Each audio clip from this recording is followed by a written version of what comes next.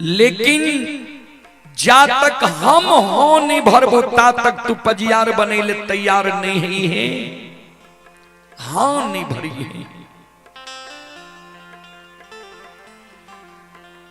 उदय बाबा कल के सरकार जो यहाँ कहे छे जे बालू से तेल चुआ दबा तो हमरा बालू से तेल चुआ के दिखा दियो।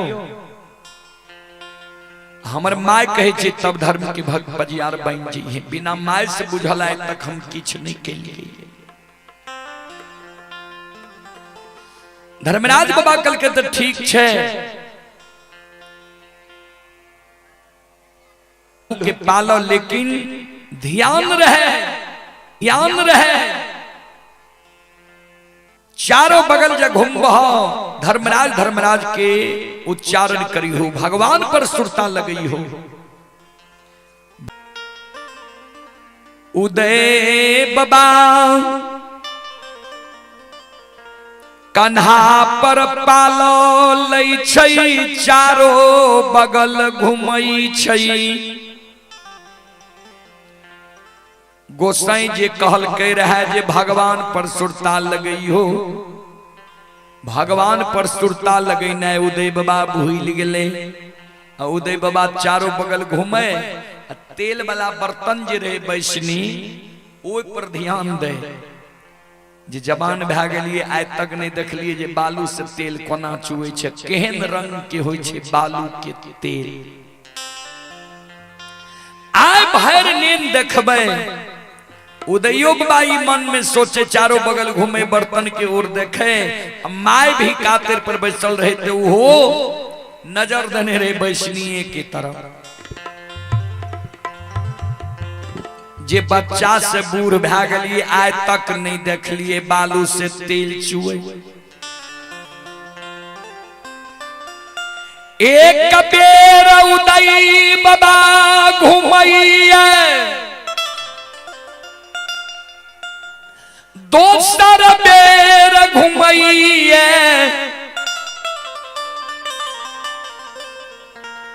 तेसर बेर घुमलैया। बालू समसमैक बैठ गई। उदय बाबा के लगे आप छाती टूट गई। उदय बाबा कल्लू के पालक धरती पर राख गई।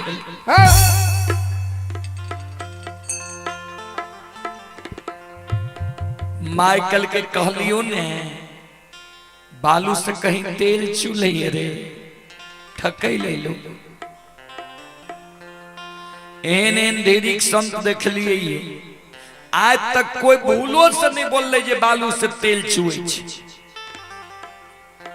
काम के बर्बादे ले लो, हरबाद करे लो। अब तक में दोनों माय पुत कते तेल पेर लेने रहती। उदय बाबा कल के सरकार हमरा कलहुआ घर से चल जाओ, हम नहीं बने छी धर्म के भक्त पजियार, नहीं जलावे छी गहबर में तेल, नहीं हमरा चाहिए बालू से तेल। झूठे काम के बर्दावे लिए ये यहाँ।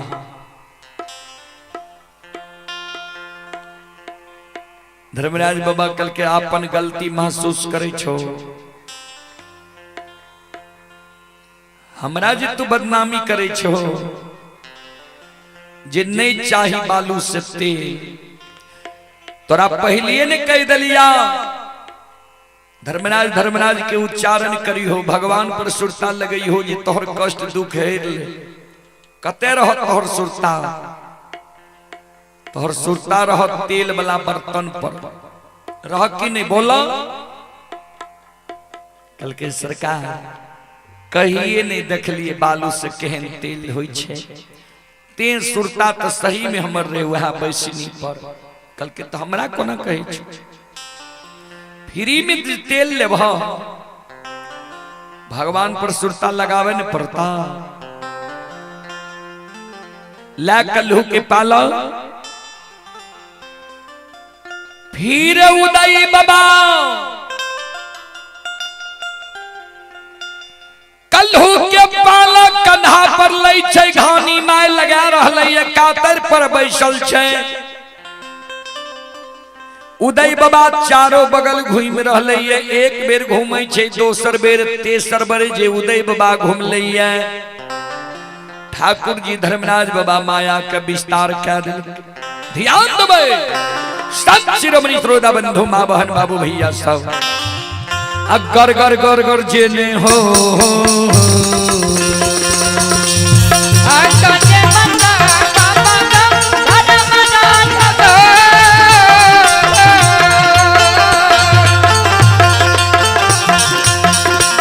हो गारा गार कर कर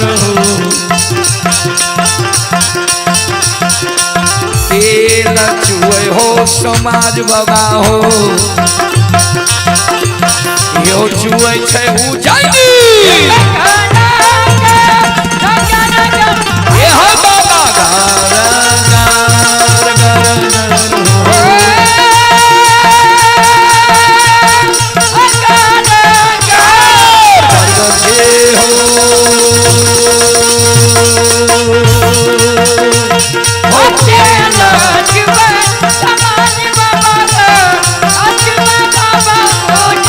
साहू जी के भगती में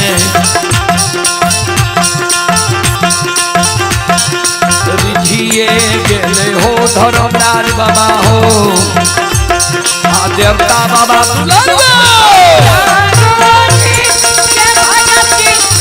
बाबा साहू जी के भगती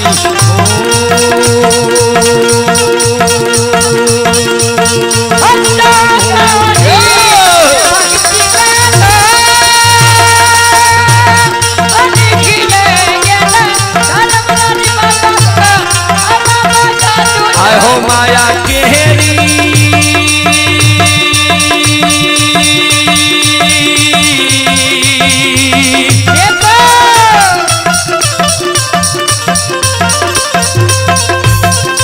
माया हो रूपे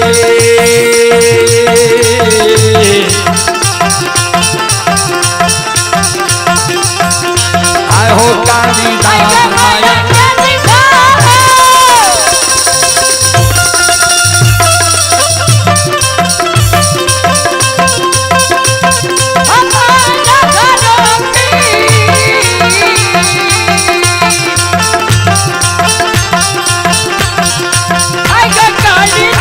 माया केहरी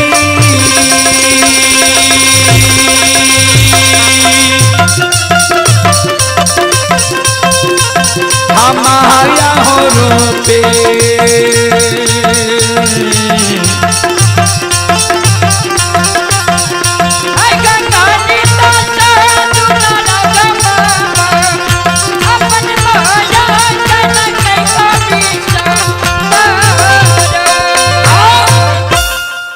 अंतर्यामी मालिक ठाकुर जी धर्मराज बाबा माया के विस्तार कादल के गर गर गर गर गर गर बालू से तेल छुए लगा। बालू से जब तेल चुलैया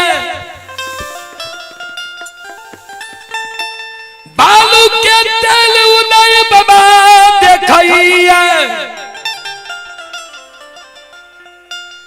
उदय बाबा के माय देखई ध्यान देवे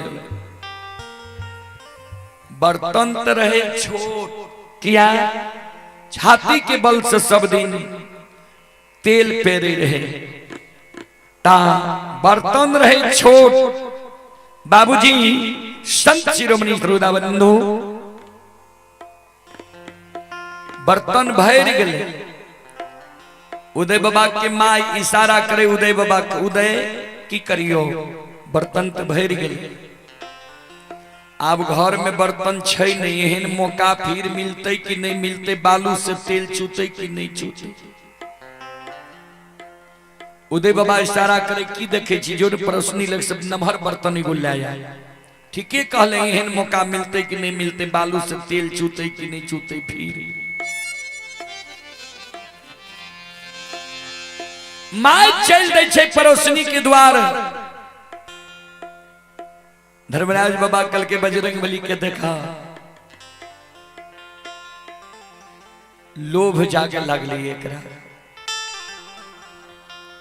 धर्मराज बाबा कल के उदय बाबा के उदय माय कत जा रहा है। कल के सरकार सब दिन ते छाती के बल से तेल पेरे रही है, बर्तन छोटे रहे बर्तन भर गए। फिर यहन मौका मिलते कि नहीं मिलते, बालू से तेल छूते कि नहीं छूते। माय के कलिए तरी नमहर बर्तन ले आवे ले पड़ोसी के यहाँ से।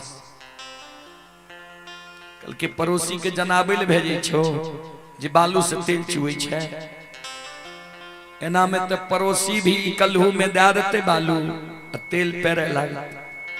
तो तू की अमीर है वो तोरा से बेसी वह अमीर भेजे। तू तू तू छो अकेले, पड़ोसी तोहर 5-7 बापू। ए हो आइए तने बचन दलिया जा तक सत्य धर्म पर रहबो श्रद्धा विश्वास रहता ता तक तेरा बालू से तेल चुआ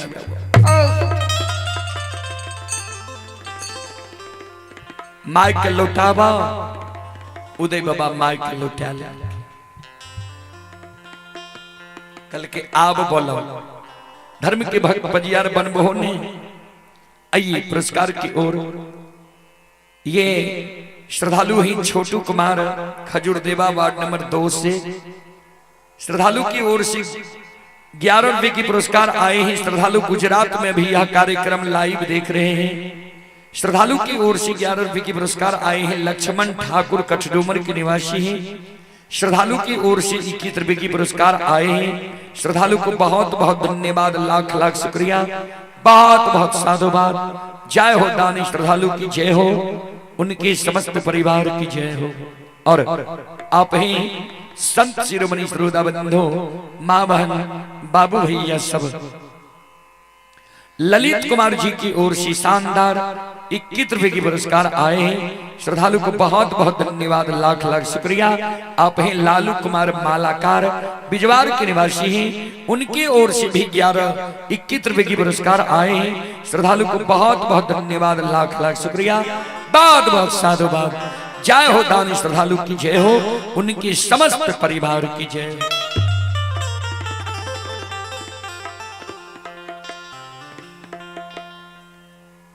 धर्मराज बाबा कल के मां अब तक बालू से तेल चुआ दलो।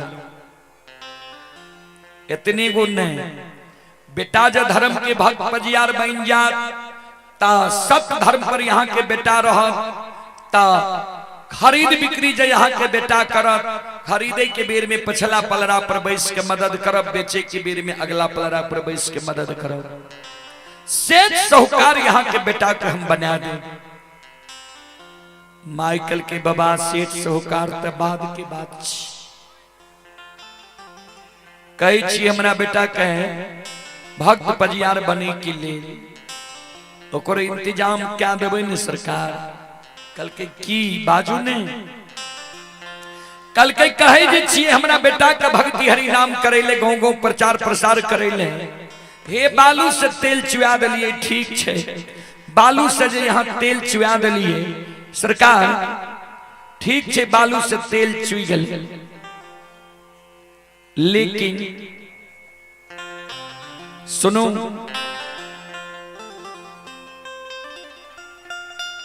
बेटा भक्ति हरि नाम गावे ले जेते, महीना 6 महीना उन्हीं बेटा रहते तो हमर गुजर कोना जेते। ऐ कारण एगो हमर विचार सरकार यहाँ सुनियो, एगो और बात हमर मान लियो, आ एगो और उपकार हमर क्या दियो। कल के की बाजू ने कल के माँ सरकार सुनियो। अकालू वही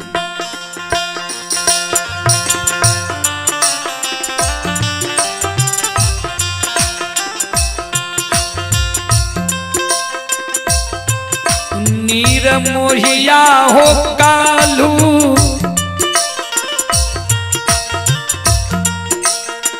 वही में एगो पैला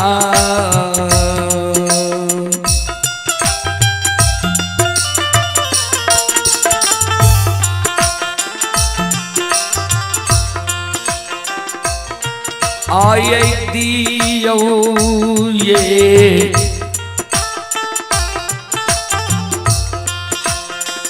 ठाकुर जी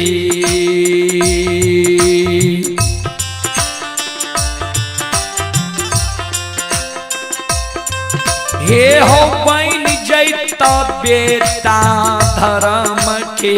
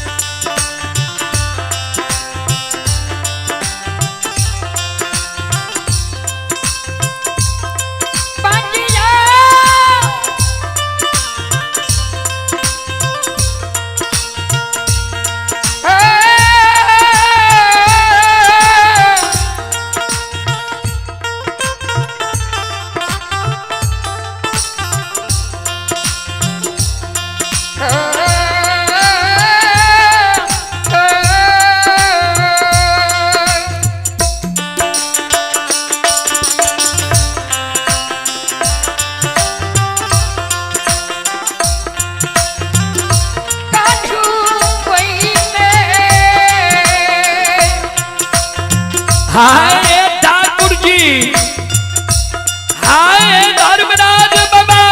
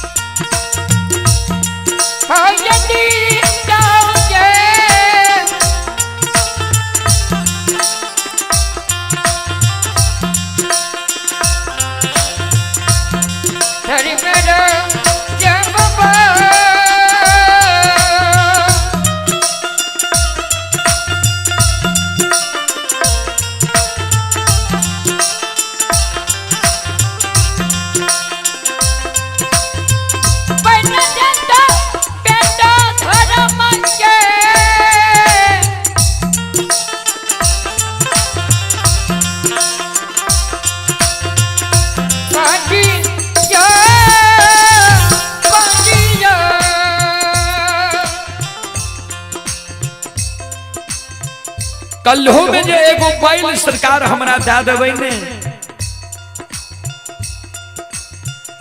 तब बेटा जब भागे तो हरि नाम गावे ले चल जेता है। हम अपनों से कल्हो में बैल जोड़ लेबे, बालू दे के तेल निकाल लेबे, हमर गुजर चल जेते।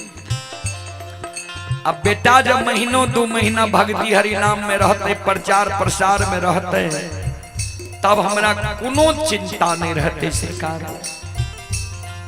ई एगो जोगार कह दियो।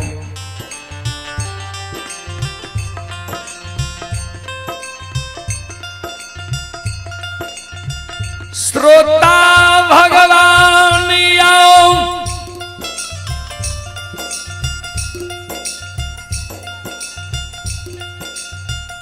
माई के शब्द सुन ठाकुर जी,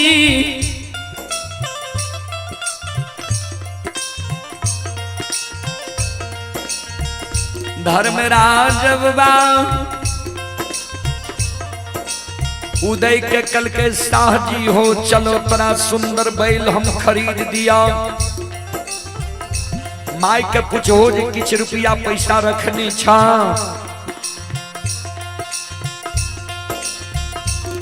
माई के उदय बाबा पूछे, माई जोगा के 5 गो रुपया रखने रे। कल के सरकार 5 गो रुपया छे। कल के माई 5 रुपया में कोना बैल है कहियो ते। उदय बाबा का कल के ला 5 गो रुपया, चल हमरा चलो हमरा साथ, तोरा सुंदर बैल हम खरीद देबो। ध्यान देबे श्रोता बंधु, माँ बहन बाबू भैया सब।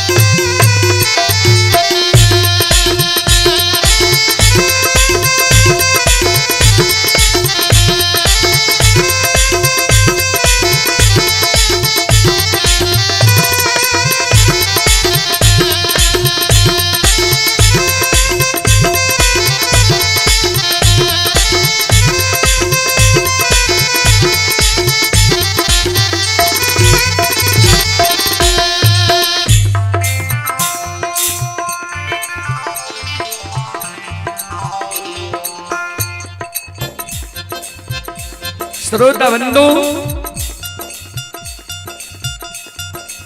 जाते जाते धर्मराज बाबा माया का विस्तार क्या दिल के रहे।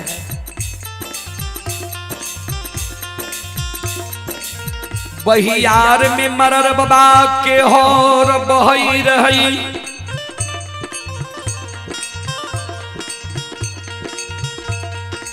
बहुत बाहर है, लगभग 10 जोड़ा हर बहे रहे। वो में जे सुंदर बाछा निमन रहे, भगवान वही में अजमित लगा दे।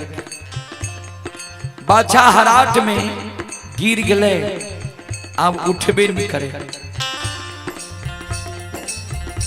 डॉक्टर वैद्य के लिए लिखे, कुछ काम नहीं के लिखे।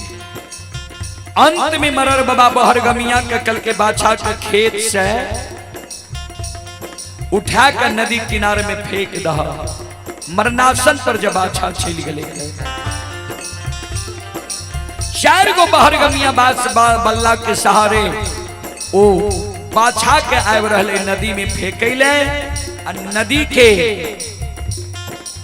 पश्चिम बगल किनार में धर्मराज बाबा बजरंग बली आ उदय बाबा रहे। उदय बाबा के धर्मराज बाबा कल के जा बाछा खरीद लियो, मंगनी नहीं लियो, ध्यान दबे। आओ ये धर्म के लिए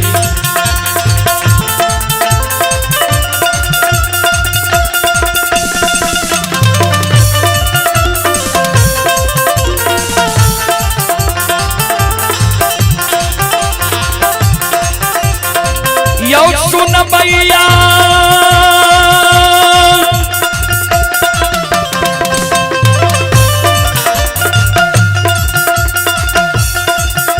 आओ यो धर्मा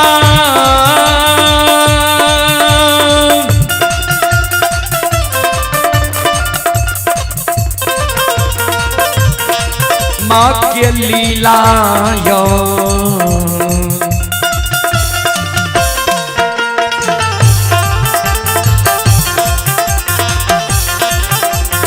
अपार छैयो सुन भैया बाबा।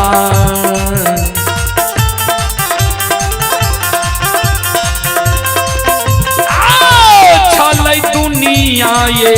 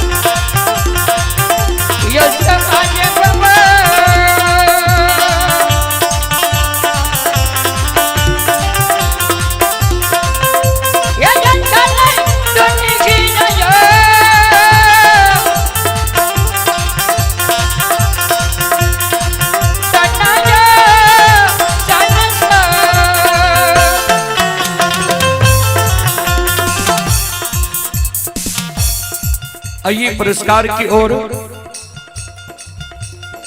आप हैं विकास चौधरी, सरपंच चौक के निवासी हैं। विकास चौधरी की ओर से श्रद्धा की साथ बड़े उदार दिल से शानदार 21 रुपए की पुरस्कार आए हैं। श्रद्धालु को बहुत बहुत धन्यवाद, लाख लाख शुक्रिया, बहुत बहुत साधुवाद। आप हैं छाया रेडीमेड वस्त्रालय व RJ mobile repairing centre, Sarpanch Chowk, Mahavir Sthan के निकट, कठडूमर। प्रोपराइटर नीतीश और रोशन जायसवाल। श्रद्धालु की ओर से 101 रुपए की पुरस्कार आए हैं। श्रद्धालु को बहुत बहुत धन्यवाद, लाख लाख शुक्रिया, बहुत बहुत साधुवाद। ललन ठाकुर की ओर से 51 रुपए की पुरस्कार आए हैं। और नीतीश ये किरण देवी की ओर से शानदार 11 रुपए की पुरस्कार आए हैं। श्रद्धालु को बहुत बहुत धन्यवाद, लाख लाख शुक्रिया, बहुत बहुत साधुवाद। जय हो दानी श्रद्धालु की जय हो, जय हो दानी श्रद्धालु के समस्त परिवार की जय हो।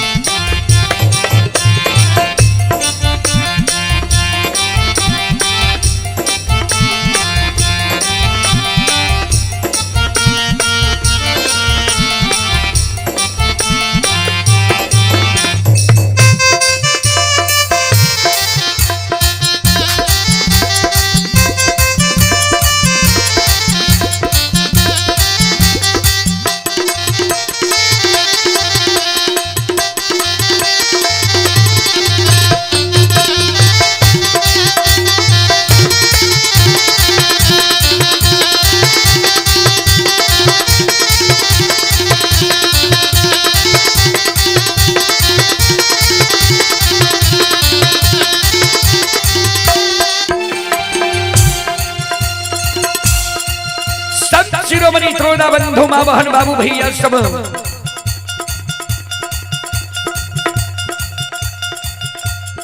धर्मराज बाबा जो उदय बाबा के कल के जाओ बैल खरीद ली हो। उदय बाबा जाए छे कल के बैल बेचबा। बहरगमिया सब मन में विचारे लागले जे लागे छे पागल रहे। बैल मर गए, एकरा जाए छे नदी में फेंके ले, कहे छे बैल बेचबा। 4 गो बहरगमिया रहे, एगो कल के जे कहदा न बेचबे, कल के हाँ बेचबे, कल के क्या रुपया में देबा, कल के तू ही बोलो। उदय बाबा कमाई दल के 5 गो रुपया, उदय बाबा कल के 3 रुपया में देबा। बहरगमिया सब मन में सोचे बिरिये सलाह कल के हाँ दा देव, लेकिन अई जगह बैल नजर नहीं आवे के चाहिए। बहरगमिया सब बैल के छोड़ के चल जाए छे। धर्मराज बाबा ने से इशारा करके बैल के गला में रस्सी लगावा।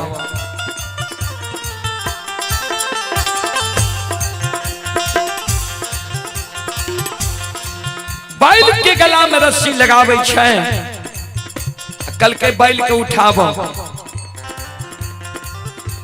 धर्म के नाम लेके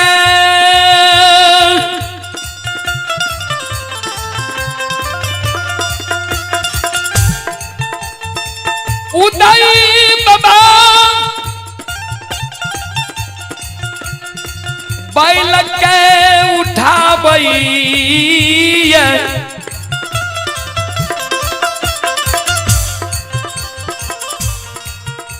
धर्म के यजमैत लागल रही बैल में। बैल उठ के खराब है जाए छे। संत शिरोमणि श्रोता बंधु मां बहन बाबू भैया सब, ए हमारी मां बहन संत शिरोमणि श्रोता बंधु मां बहन बाबू भैया सब, ये लागल ये दैव के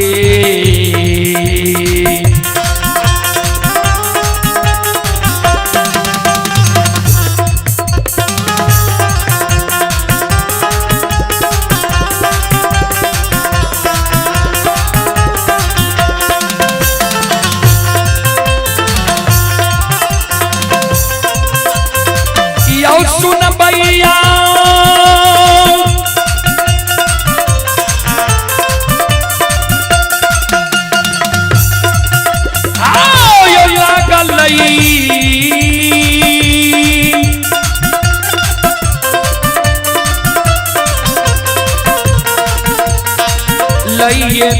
बाखे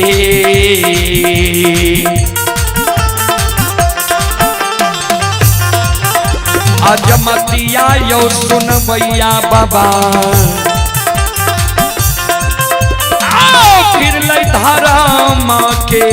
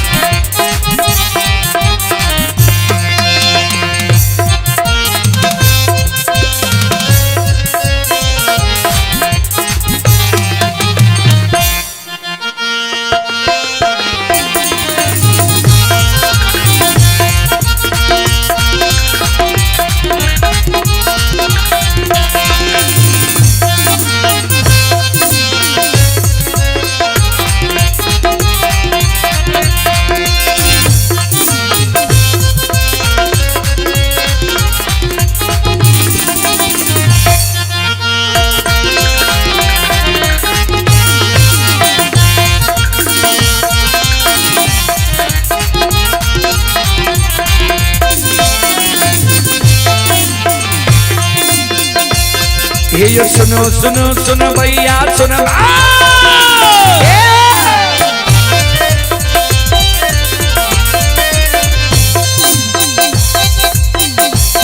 ये सुनो सुनो सुनो भैया सुन भाई योग भैया बजो भैया सुन भाई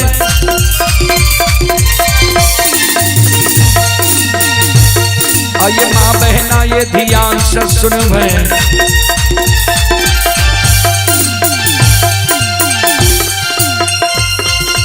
धर्म की बात परे सुन हे मालिक की लीला का सुन बरबर लीला को सायर चल माया लगेल गहरा सर चल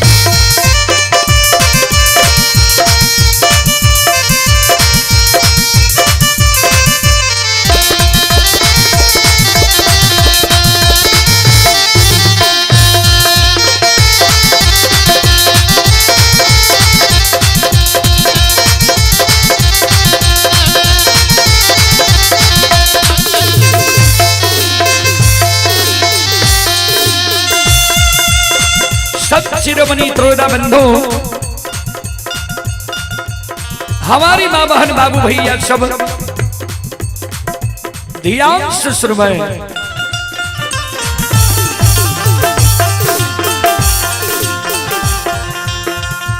श्रोता बंधु आइए आप हैं बबलू पहलवान कठडूमर के निवासी हैं। श्रद्धालु की ओर से शानदार 101 रुपए की पुरस्कार आए हैं और भावेश सिंह कठडूमर की ओर से श्रद्धा के साथ बड़ी उदार दिल से 51 रुपए की पुरस्कार आए हैं। श्रद्धालु को बहुत बहुत धन्यवाद, लाख लाख शुक्रिया, बहुत बहुत साधुवाद। जय हो दानी श्रद्धालु की जय हो, उनके समस्त परिवार की जय हो।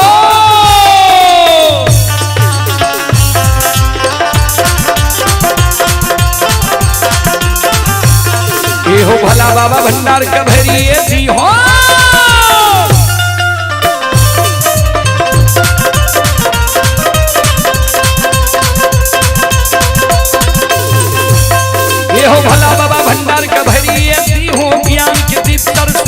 चलई हो। आइए कंचन भूलता मंचन छोड़ता,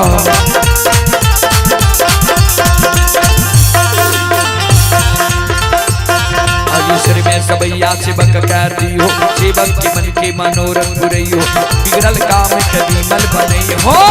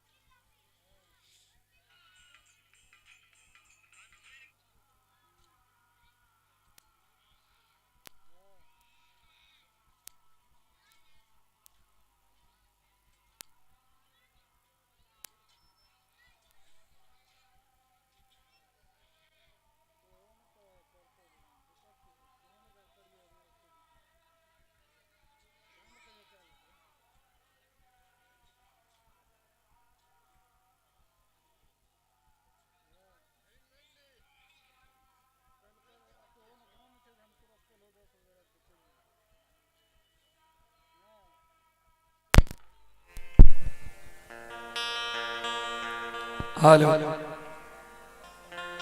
हेलो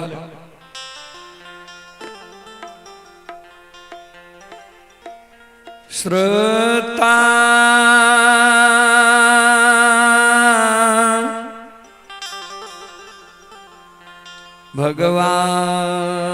भगवान यो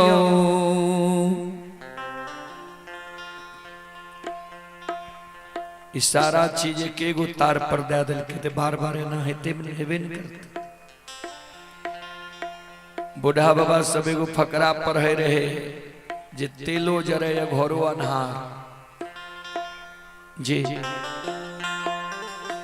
हे यू सुनो सुनो सुन भैया सुन बे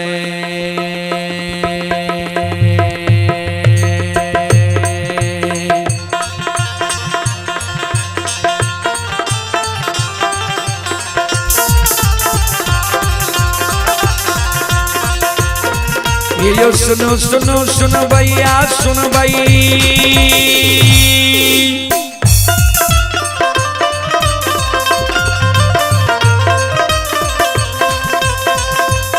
ये सुनो सुनो सुन भैया सुन भाई ओ गवैया पज भैया सुन भाई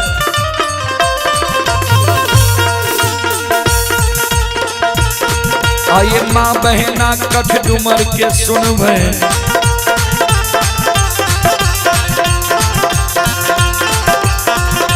धर्म के बात ध्यान से सुनब ए मालिक की लीला के सुनब बरबर लीला को शायर चल गए माया लगल गए रासर चल गए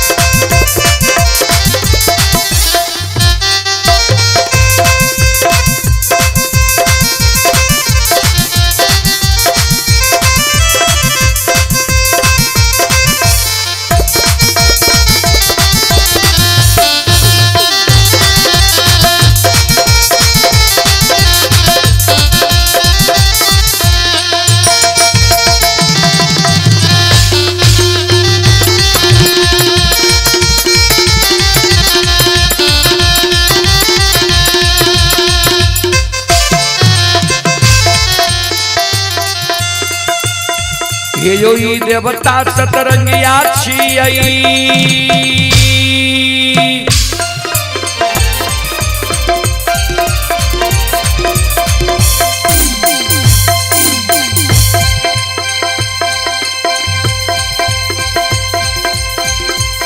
हे यो ई देवता सतरंगिया छियै देवता अठरंगिया छियै हे यो ई देवता नौरंगिया छियै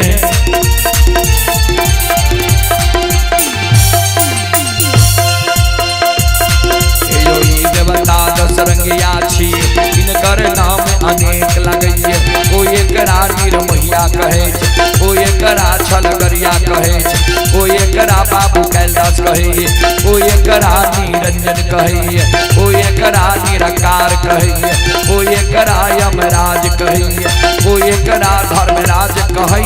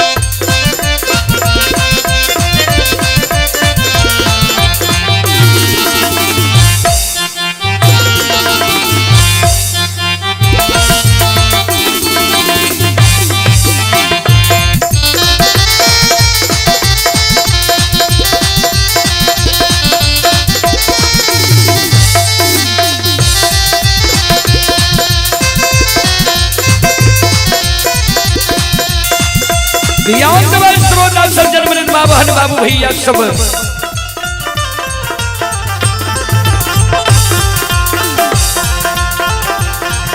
आये धारा माँ के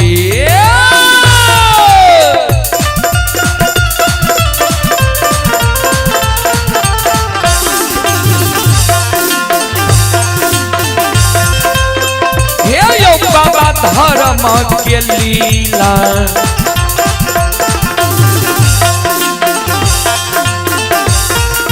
अपार छयो समाज बाबा ये यो छलै दुनिया